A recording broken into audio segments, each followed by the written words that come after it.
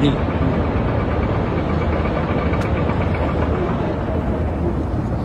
আসসালামু আলাইকুম।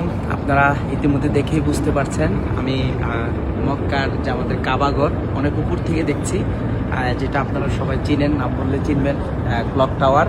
আসলে ক্লক টাওয়ার থেকে এত সুন্দর ভিউটা পুরো মক্কা শহর, সেই সাথে আমাদের যে কাবাঘর সেটাকে অনেক সুন্দর লাগছে। পুরো কাবা এরিয়াটাকে এখান থেকে দেখা যাচ্ছে। আসলে নিচ থেকে বোঝা যায় না এত বড়, এখানে ওঠার পর বোঝা যাচ্ছে কত বড়।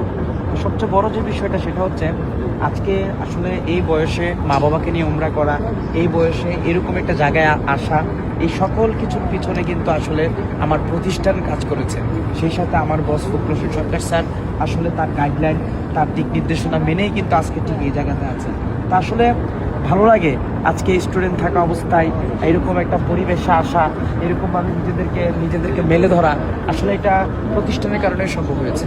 আমি সবাইকে আহ্বান করবো, প্রিয় ডিস্ট্রিবিউটরদেরকে আহ্বান করবো যে আসলে আমরা সবাই আরও সিরিয়াস হওয়া প্রয়োজন, সবাই নিজেদেরকে আরও সেরাটা দেওয়া প্রয়োজন, তাহলে আমরা সেরা জায়গায় আসবো।